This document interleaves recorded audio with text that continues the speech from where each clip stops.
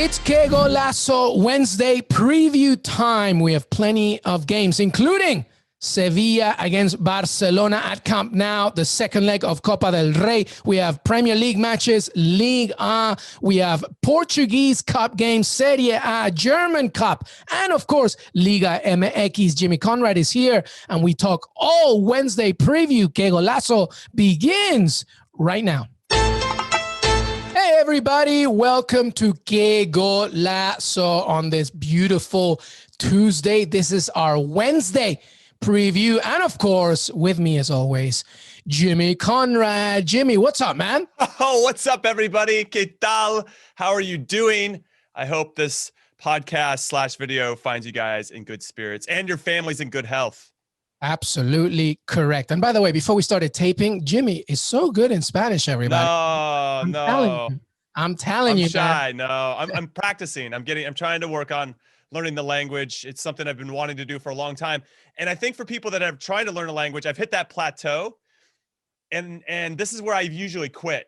But this time I'm gonna push right through it and try to do my best to continue to learn. Because I think it's really important to think in another person's culture, another person's language, because I think you understand the subtlety and nuance of where they're coming from in a much different way than all the gringo stuff that I already know.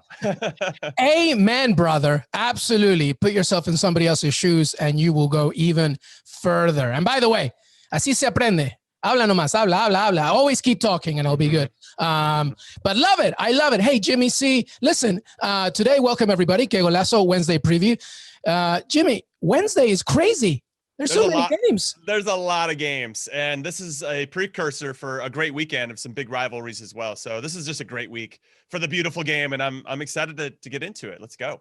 Absolutely. Absolutely. Vamos, as we say. All right, we begin. Listen, we always begin with the Premier League, and rightly so. Obviously, a very big league, very popular with everybody. But today we begin with Copa del Rey. We wanted to get it going in Spain. The second leg as Sevilla once again face Barcelona. I feel like Sevilla is sick of Barcelona by this point. But they once again travel to Camp Nou. The second leg, Jimmy, Sevilla leads this one 2-0. But if we can see the blueprint from the past weekend, who knows? This is a very big game, obviously. One game away from the final. Sevilla visiting Barcelona, second leg of Copa del Rey. What do you have? What do you have for me? Well, they're meeting for the second time in 4 days, as you've correctly mentioned. And this is the third time they're meeting in the last 3 weeks. So, yes, they got to be tired of seeing each other. Like you said, though, both have won 2-0 in their respective first two games. So I don't know what's going to happen now with regard to it. I do think that Ronald Koeman, the manager of Barcelona, got his tactics very spot on this past weekend when they traveled to Sevilla and won that game 2-0. They had a back three center backs. Okay, everybody. Sergio Busquets sat in front of that back three. He can't move as much as he used to, but man, he is very good at playing out of pressure and transitioning the team. He's one of the best. His one-touch game is excellent.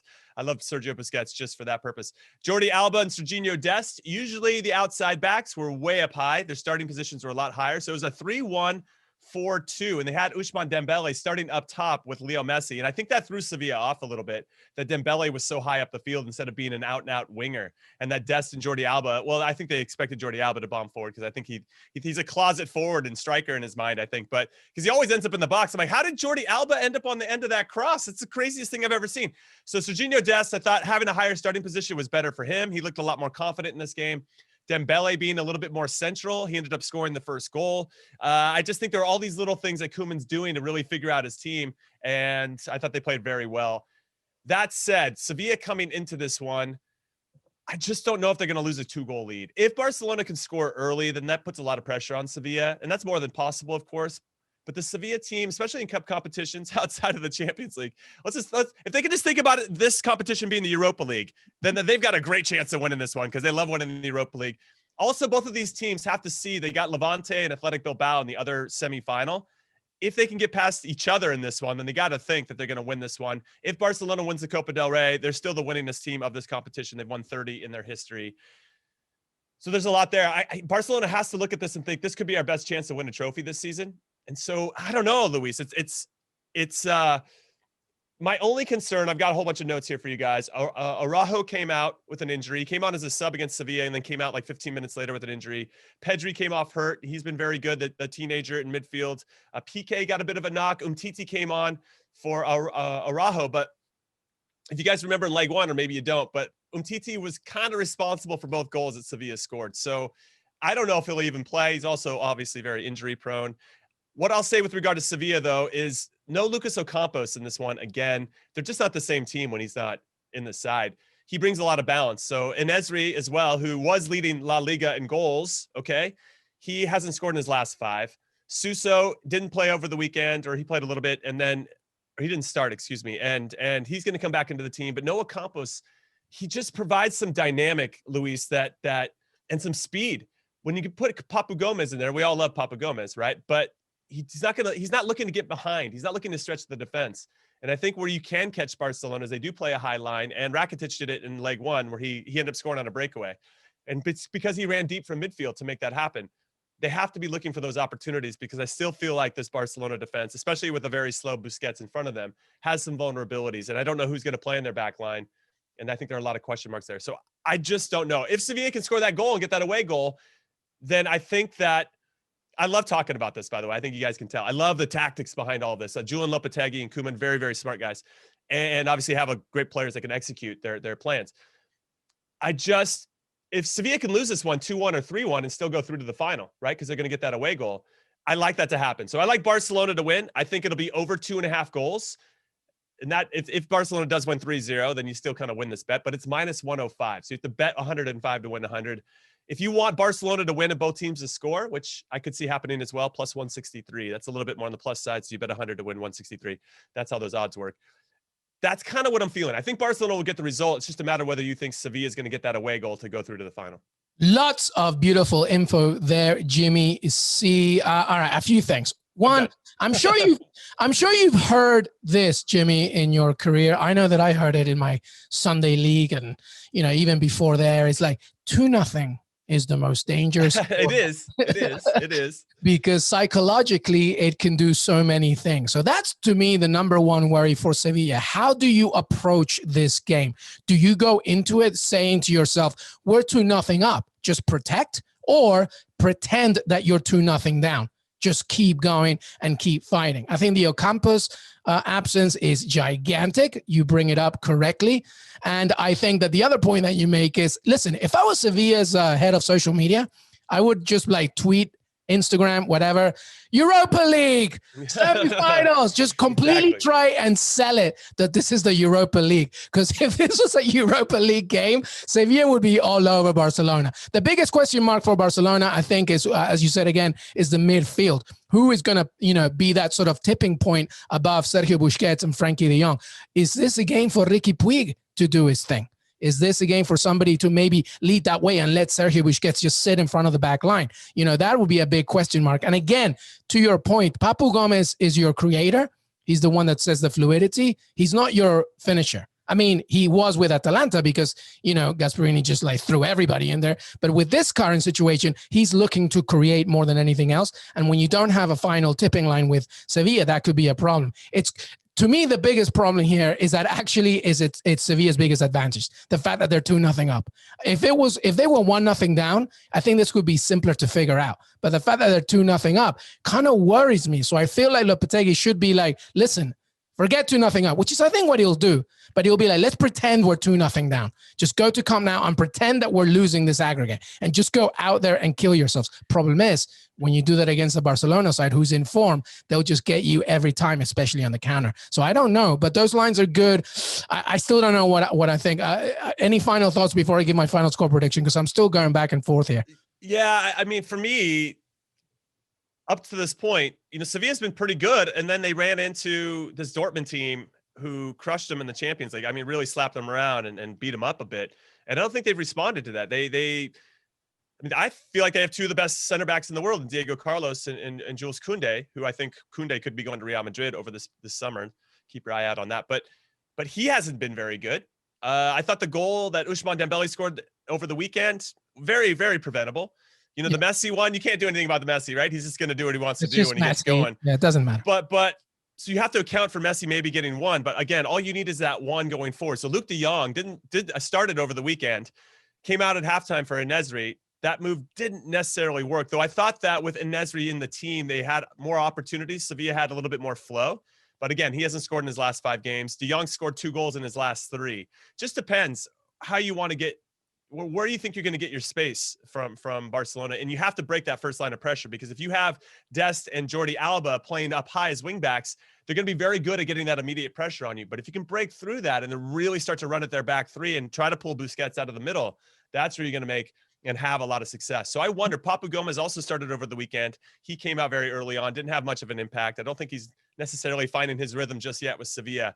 These are really important players that have to have an impact on the game for Sevilla to have any chance. And we can sit here and argue, and I think everybody listening knows, if you want to win anything of consequence, your best players have to show up and play in the biggest games, right? And so this isn't a mystery to any of that. So if these guys show up and play, Sevilla can definitely get a result. But Barcelona definitely have a little bit more momentum at the moment. On that note, Ousmane Dembele is absolutely firing in all cylinders as well. So it's not just about Lionel Messi. It's not just about all the attacking weapons that they have. It's going to be tough. I know I sound like a broken record, everybody. I'm sorry, but I just go back to the fact that they're leading 2-0, and I wonder if that's actually in effect sneakily a side effect. All right, I'll give you my score prediction. Do it. I think both teams are going to score. There's no doubt about it. Even when Borussia Dortmund did their thing against Sevilla, they still got 2 in there, right? True. So Sevilla will get a goal here. I just think that Barcelona right now is feeling good, feeling confident. They're at home. To your point, Ronald Koeman's only chance maybe of getting a trophy here, because no matter how well they're doing in the league, I still think Atletico will just keep rolling. Champions League, forget about it. PSG's got their number. Is this the only chance for Ronald Koeman? So I will go with a 3-1 win in this game. That puts Sevilla through to the final. So that puts Sevilla through. So Barcelona, if Sevilla score 1, Barcelona have to score 4. Yeah, so I see Barcelona winning this leg 3-1, but Sevilla going through. All right, that's Barcelona to win, both teams to score, plus 163. So I'll stick with you on that. I could see a 3-1 for sure, and Barcelona just being like Barcelona could be leading 3-0, and then suddenly in the last 5 minutes, Sevilla get that goal. Luke De Jong and his big coconut up top will get on the end of a cross and bury one, And oh my God, that boy can jump and touch the ceiling. I'm telling you, he's just and he's just he's a big man. He's a big giant man. Big dude. Yeah, absolutely. All right. Well, that was Copa del Rey. All right, let's continue here. Let's go to the Premier League here, Jimmy Conrad, because this Premier League keeps rolling. Obviously, Man City feeling very good. And as we're taping, they play on Tuesday, of course. So they have breathing room, regardless of what happens on Tuesday. But there's some games on Wednesday, beginning, of course, with Manchester United as they travel to Crystal Palace. Ole Gunnar Solskjaer knows how important these games are, because Man City or not, which they'll face in the weekend, they still have to make sure that they retain a Champions League spot. How do you see this one away at Crystal Palace at Selhurst Park? I'm going to keep my soccer geek hat on, because I love the tactics in these games between two managers. Roy Hodgson, obviously a little bit more experienced than Ole Gunnar, but Ole Gunnar still figuring out a way to get results. Even if you're like, I don't really feel that guy as a manager, he still figures out a way to somewhat win you over. Now, the last time these two met at Old Trafford was it early in the season. If you guys remember, back in September, Palace won 3-1. But now 17 points separate the two clubs in the table. So things have gone a little bit different directions for both since that. Also, no Wilfried Zaha in this one. Yeah, and I feel like no Zaha, no party for Crystal Palace, especially when we have to consider that Manchester United are on a 20-game unbeaten streak away from home in the Premier League. However, both teams are coming off 0-0 results on the weekend. Palace drew 0-0 with Fulham, and then United drew with Chelsea at Stamford Bridge. And I think for anybody watching either one of those games, we want all 90 of those minutes of our life back. Yeah. Now, I will say the last 5 at Selhurst Park, where this game is being played, there have been 5 straight losses for Palace against Man United. So I think that has to be taken into consideration. So I wonder about the lineup, because as you mentioned, the big Manchester derby this upcoming weekend. But if you're being realistic, if you're Ole Gunnar and the staff, you have to think you're hoping to get a point against this juggernaut known as Man City over the weekend, given how well they're playing. And you need to get the result against Crystal Palace to stay relevant. You know what I mean? So when I take that into consideration and how they're looking about juggling their lineup, I just feel like you're going to roll out your big guys for this Crystal Palace game. You need to secure all 3 points, and then you hope you get a draw, maybe steal some points against City, which I don't think is going to happen. So I suspect that you'll see Bruno Fernandes once again. Every time we think we should rest him, they never rest him. And my only concern is that Crystal Palace is going to sit everybody back behind the ball. I've got some crazy stats. You guys need to hear this, okay? Palace have registered only 33 shots in their 5 Premier League games in February, which is the lowest number by a team in a single Premier League month with at least 5 games since records began, okay? And they only got 6 shots total over their last 2 games while facing 41 shots in return, and yet they won and drew those 2. Okay, one of those results was the 2-1 win over Brighton. Listen, Luis, this is the most amazing thing I've ever seen. Against Brighton when they won 2-1, they only had 2 touches total in the opposition's box. You know, that's like hard to do. That's hard to do, and they somehow won that game 2-1. So yeah. I just want to bring that up because without Zaha, I just think you're going to see more of the same. They're going to just sit everybody back, hope to counter, wait for ultimately, and we've seen it before. Manchester United get impatient, especially against teams that sit all those players back, and then there's some gaps for them to get exploited. We saw it against West Brom. I'm going to use West Brom as an example, who should have beat United doing the same exact tactics that Palace are going to do. They should have beat them 3-1. I mean, they had a ton of opportunities. That one ended 1-1. United are going to have a tough time breaking them down. If they can score early, then I think the game will relax and they'll probably see it out. But if they don't, it's just going to get harder and harder and harder. I think that gives Palace more opportunity. I think Man United will win. I think there's going to be some real urgency here. Like we're getting to the end of a season, right? You can start to feel these points start to matter more and more and more. Honestly, they can't be looking ahead to City just yet. They need to figure this one out. If they draw once again, they've got 4 out of their last 5 have been draws.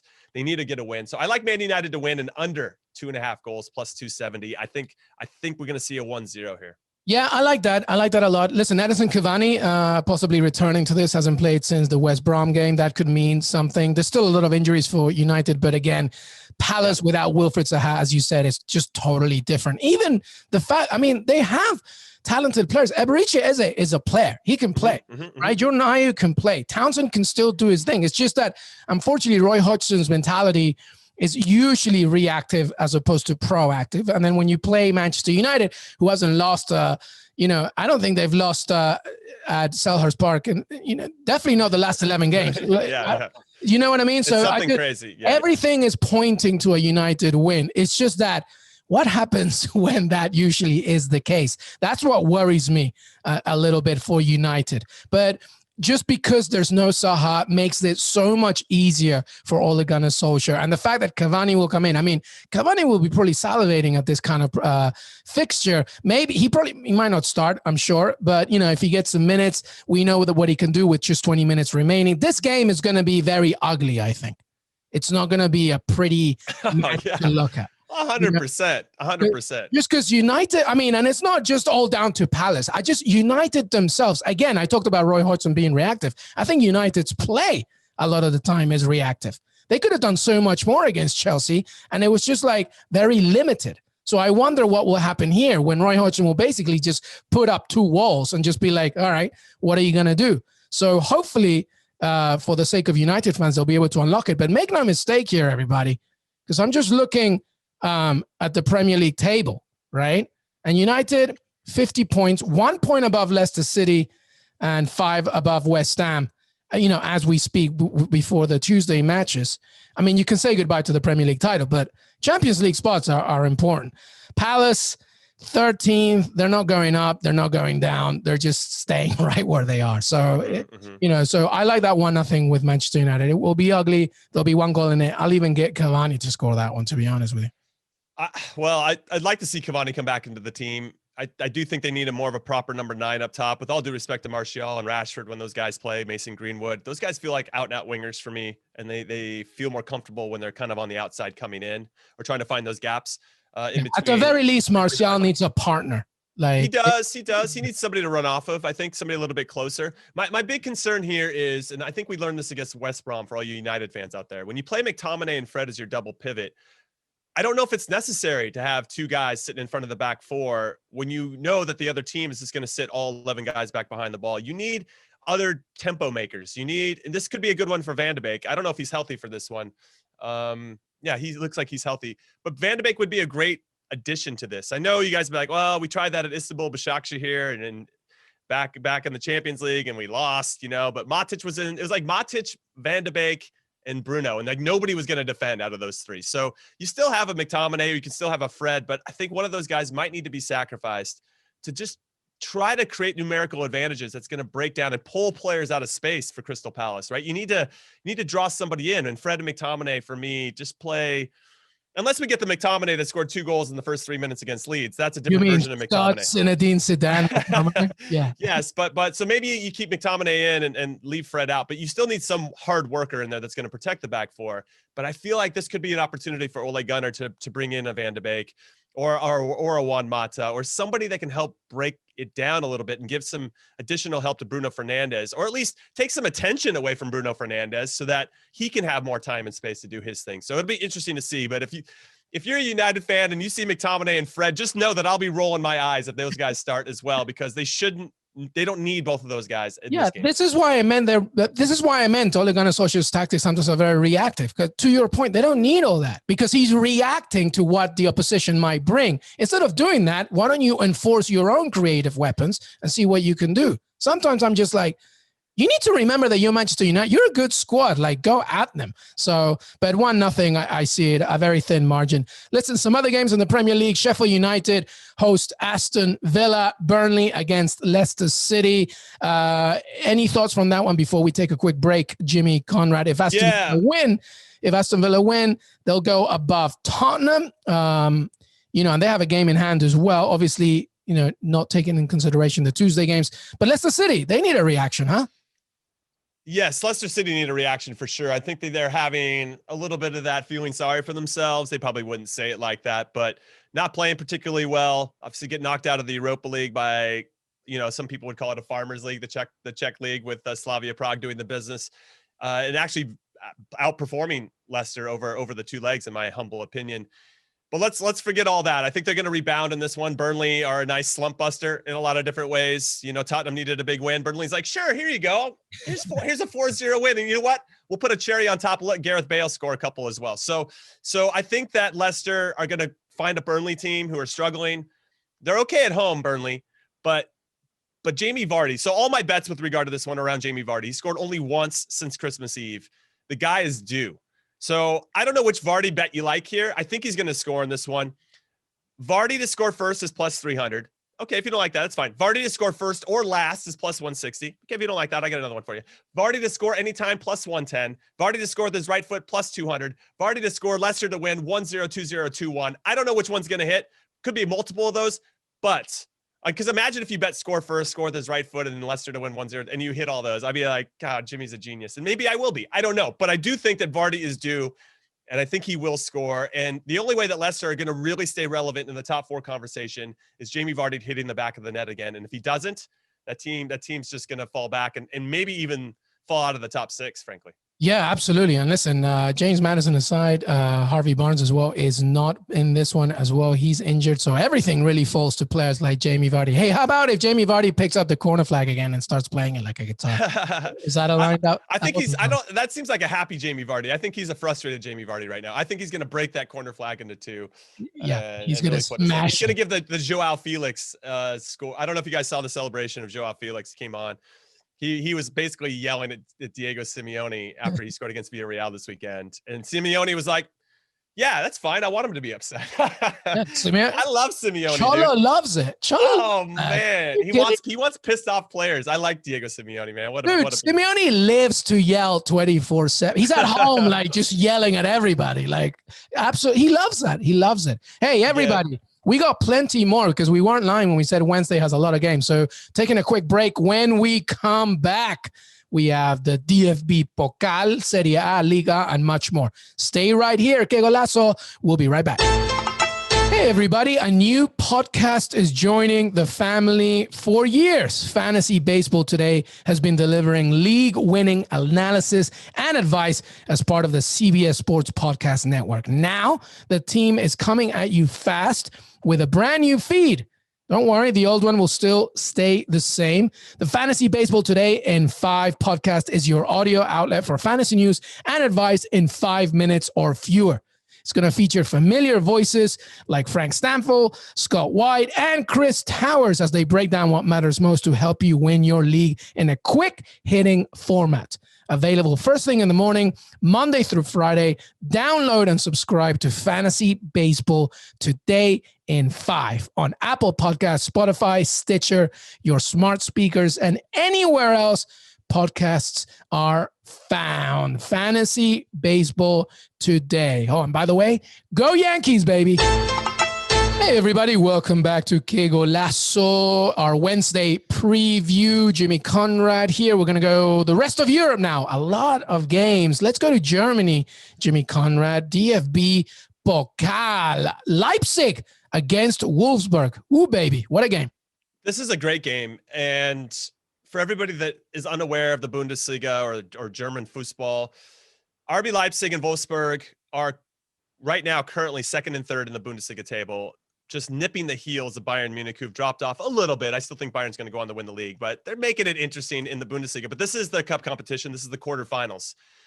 Now, which Bayern Munich are not part of. So that's true. It's wide open right now. So here's the fun fact about this. RB Leipzig and Wolfsburg, second and third. Okay. The other big teams that are left in this one are Borussia Mönchengladbach and Borussia Dortmund. Those two just happen to play each other in the quarterfinal, and the winner of that will play the winner of this one. So all the top Bundesliga teams are in this one side of the bracket, and the rest are all like Bundesliga 2 teams. So we could have a real Cinderella story in this cup competition, which is very cool. And the sister club, Holstein Kiel, I've talked about this before, who beat Bayern Munich, are a club that we work with here with the team I help coach, San Francisco Glens. Let's go up the Glens in USL League 2, 4th division in this country. That's a bigger conversation. We could talk about that another time, but it's very cool to see that these Cinderella stories are happening, right? We're seeing it in the Europa League as well, and we get to see it in these cup competitions. So I'm excited about this. However, with this one, this is a crazy ass game, everybody. Listen, these are the two top defenses in the league. Okay. Wolfsburg, who I think everybody's surprised that they're in here. So I want to give a shout out to their manager, Oliver Glasner. I mean, he's done a wonderful job with them. They've only given up 19 goals all season and 23 total in the Bundesliga. RB Leipzig are second with only 20 goals up against. So we got two defensive forces. Here's a fun fact for you, Luis. This is going to blow your mind. Since RB Leipzig and Wolfsburg played each other in January, it was a 2-2 draw. Wolfsburg have yet to give up. They haven't given up a goal since then. 9 straight games. Like, what is even 9 straight games without giving up a goal? That is some next level ish, dude. So that's impressive. And obviously RB Leipzig are coming in on fine form. They were down 2-0 to Borussia Mönchengladbach, came back and won 3-2. So they're feeling pretty good about themselves. My only concern about this, let's leave the defensive side apart, is that Wolfsburg are very heavily, they put all their goal scoring weights on one player, Wout Weghorst, which is like, what a name that is. He's got 14 goals in the Bundesliga. Incredible. And they only have 2 other players that have scored over 4 goals. Let's go over to RB Leipzig. They have 6 players that have scored 4 or more goals this season. They're all around 5 or 6. Nobody's like really killing it like Wout Weghorst. What a name. I want to keep saying that, Wout Weghorst. I know. It sounds like a a hero from like a Vikings show. It is amazing. Stars Wout Weghorst. And it's spelled with a W, right? You pronounce the W's as V's, but whatever. I just learned that. No, I guess if you say Robert Lewandowski enough, you know that the W's are V's. Anyway, that's a sidebar. I just think that RB Leipzig are probably a little bit more diverse in how they want to attack, whereas with Wolfsburg, they kind of go through one guy. And that is the one limitation I think with Wolfsburg. That said, their defending is so stout. I think after 90 minutes, I'm going to go with the draw here. It's plus 275. I think this one will be a fun one to watch. It could be a fun 0-0. It could be a fun 2-2. I don't really know. But I think through 90 minutes, these two teams are pretty evenly matched. And they both have to be looking at this, very similar to Sevilla and Barcelona, that if they can get past this, they have a really good chance to win this competition, especially as you mentioned at the beginning with Bayern Munich out. So this is like Wolfsburg ain't going to win anything of consequence unless it's this, right? And the same could be said potentially for RB Leipzig, who've never won this competition before. Wolfsburg won it back in 2016. So I don't know. It's an interesting one, and I think both teams are going to go for it, which is what I like. But I think it's going to be a draw after 90 minutes. Yeah. No, nice. Good bets there. And by the way, Wolfsburg fighting for a Champions League spot. So they're having a good season. And they won the DFB Pokal in 2015. 2015. Yeah. And Leipzig were runners-up 2 years ago. So they're not strangers to going far in this tournament. And to Jimmy's point, it's going to be a great one. All right, let's keep going the rest of Europe because I'm going to just give you some games from everywhere. And then you just tell me what you think. All right. Serie A, we got AC Milan against Udinese, Fiorentina against Roma. We'll go to France. Plenty games in Ligue 1, including Lille against Marseille, which is a good one. And if you go to Portugal, the Taca de Portugal, you got Porto against Braga. Some good games here. Just go anywhere you want, my friend. So I'll probably go right now to AC Milan Udinese. Milan came off a big win against Roma over the weekend. Roma hadn't lost at home all season, and Milan went in there and won 2-1. And what I thought was interesting was that Milan went up 1-0, and then Roma came back and made it 1-1. And I thought, oh, here we go. Roma's going to figure it out and get the result. But Milan, even when Zlatan went out, Rebic came in and scored a banging goal. And I actually thought it was a really impressive performance by Milan, which was what they needed, right? They were not playing that well. And maybe with Zlatan out, maybe this team is a little bit better. Sometimes Zlatan can be a bit of an anchor. And even though he gets his numbers, it doesn't mean that the team is as well balanced. So maybe this is a team that can play a little bit better. You bring in Rafael Leao, who I really love, the 21-year-old. He just is a little bit more dynamic, and he can do more than Zlatan, with all due respect. Now, Zlatan obviously brings his intangibles and his swagger, which I think also elevates teams. But I do want you guys to pay attention to Udinese's Rodrigo de Paul. He's so good, man. So good. 26-year-olds. Wears the number 10 shirt for Udinese. Wanted by a lot of people. Real Madrid like him. A lot of people like him. Dude, Liverpool. I mean, and he should. Dude, this guy can play. And so 5 goals and 3 assists this season. 5 goals actually leads the team, which is never a good sign when your number 10 is your leading goal scorer. But he's the one that pulls the strings. He helps the team transition. He's the one that sets up most of the attacks. Everything runs through him. And even if you mark him, he's still finding ways to have success. I like him to somehow get Udinese involved. They're mid-table. Milan need to win this. So I think Milan will do it. Here's the fact that I'm going to go with everybody. There have been over 2.5 goals scored, okay, in 6 of Milan's last 7 at home. This one's at the San Siro. And there have been over 2.5 goals scored in 5 of Udinese's away games, or 5 out of 6 away games. So I'm going to go with Milan to win and over 2.5 goals. I feel like it's all playing to that plus 170. That's kind of the thing I'm looking at right now. That's like the best value you could find of all the games that you discussed. I am curious about that Lille-Marseille one in particular. Marseille have drawn their last 4 away from home. They have Sampaoli going to be coming in, not this match, but the next one. They had a big draw this past weekend against Lyon, and Lyon just dropped some points there. Lille also dropped points, 1-1 draw against Strasbourg. They're on top of the table, barely. PSG were the big winners this past weekend in Ligue 1 with their 4-0 win, and Mbappe scoring and everybody feeling good over there. So I think PSG will ultimately win the league, but if Lille and or Lyon want to stay out there and make it difficult for them, they have to win these types of games. It's just Marseille are going to be a little bit difficult. They're missing a few players. Some people are coming back from injury, but keep your eye on this one because this Lille team, getting bounced from the Europa League as well, can't be feeling too good. So I feel like maybe that was their little bit of a feeling sorry for themselves against Strasbourg this past weekend, and we'll see how they bounce back here. Really important game for Lille. I think it really will determine whether they are true contenders for the Ligue 1 title. Well, and this is an audition for Marseille as well, because Jorge Sampaoli will be watching, and you want to make sure that you impress. And if there's one manager that's just like, I don't care who you are, if you are not working, we're not putting you on.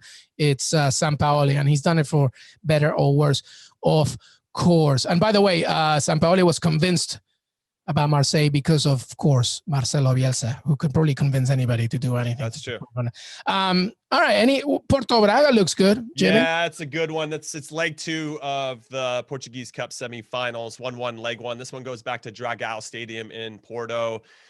For me, Porto has to look at this because of their 0-0 draw with the league leaders, Sporting Clube de Portugal, this past weekend. They're now 10 points behind them, so the league pretty much is out of reach. This is probably their best opportunity, even if they get past Juventus in the Champions League. I was going to say, man. They're not going to win the league. They might get past Juve, but they're not going to win the Champions League. Yeah, but they can. Getting past Juve is good. No. That's something you should feel good about, even if you lost in the next round, getting past Juve. And they've got that 2-1 lead going into leg 2 back to Turin. With this one, though, at home against Braga, who are good and very solid, even though they lost to Roma in the Europa League, so they're out of that competition.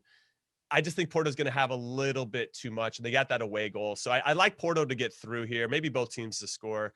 But Porto's got to be really licking their chops. This might be their only real chance at silverware this season. So, and then Braga can say the same thing. I just think Porto's got a little bit more talent. Yeah, no, absolutely. All right, we're going to wrap things up, by the way, by bringing it back to the Americas here. And let's talk a little Liga MX. Guys, if you don't watch Liga MX, it's fine. There's a lot of stuff going on and stuff, but you need to know something. One, some of the best goals you'll see in a week comes from Liga MX. That's true. They're just ridiculous, right? For better or worse. Two, some of the most entertaining, again, for better or worse, performances come from Liga MX. So Liga MX, Jimmy, the Apertura, Cruz Azul is leading with 18 points, Club América 16, then you go Santos Laguna, Toluca, Club Tijuana, Puebla, Monterrey, etc. But there are some good games midweek on Wednesday, beginning with Tijuana against Club América, and then Tigres, the Club World Cup finalist, Tigres against Toluca. What do you have for me here? Because Liga MX is fun as hell.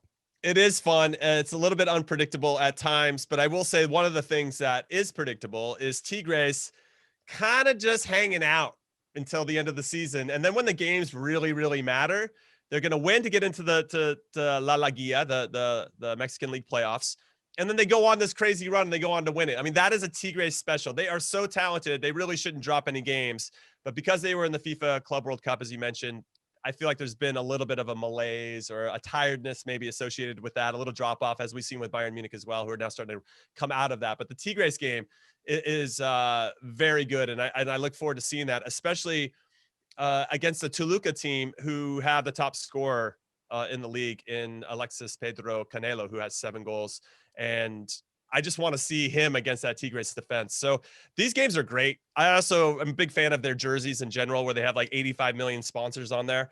And there's just a lot of personality and flavor. And I think we should probably do it more of a service by talking about it a little bit more. And then obviously when MLS comes back into it, we'll have that to speak about as well. But this is a great league. And I know that a lot of people watch it. It's the most highly rated league to watch in the United States. So there's definitely some eyeballs on that league in particular. But yeah, it's if you guys need, let's just say like this, if you guys need a Mexican league team to support and you want it to be kind of similar in personality to the team you do support somewhere else, let us know. Hit us up on Twitter and we'll try to find a like for you guys. Yeah, that's a great point here. Tweet us at Qué Golazo Pod, Jimmy Conrad, LM Echegaray. And if you want to, find out what Mexican team you should root for, well, let us know which one you root for, and we'll let you know. And by the way, to Jimmy's point about Liga MX, one of the fun things, just like MLS, but probably a little bit better, just because, even if you breathe, you can make it to the playoffs in MLS. Like here is a little tougher, and they've kind of shifted a little bit. The top 4 get a first round bye, but then all the way down to 12, actually, they get. They changed that? Yeah. So from 5th to 12, you play in. Wow. The next round. That was only top 8 before, but now it's so top 8 make it. Wow. Yeah, wow. First to 4, you're good. Right? That's very MLS of them to do that. Yeah. Yeah. Cruz Azul, Club América, Santos Laguna, Toluca, and then 5th to 12th, you get that the final series playoffs to get into. Wow. I learned something new today. Yeah. Obviously, that's COVID related, obviously, and everything with that. But regardless of all that, just watch Liga MX. It's too good. All right, everybody, that's our Wednesday preview. Jimmy Conrad, before we say goodbye to you, any final words? I don't really have much. I feel like I did a lot of talking. I'm gonna save everybody's eardrums. I'm just gonna be done right now, and I will see you guys tomorrow. Jimmy Conrad, thank you so much, brother. Thank you. Hey, everybody. I want to thank Jimmy Conrad for joining me today. Don't forget to follow us on Twitter, Qué Golazo Pod. Listen to us on Apple Podcasts, Spotify, Stitcher, your smart speakers. We're on YouTube, youtube.com/Qué Golazo. And please leave a rating and review on Apple Podcasts when you can. We're also on CBSSports.com. Have a great rest of your week and see you next time.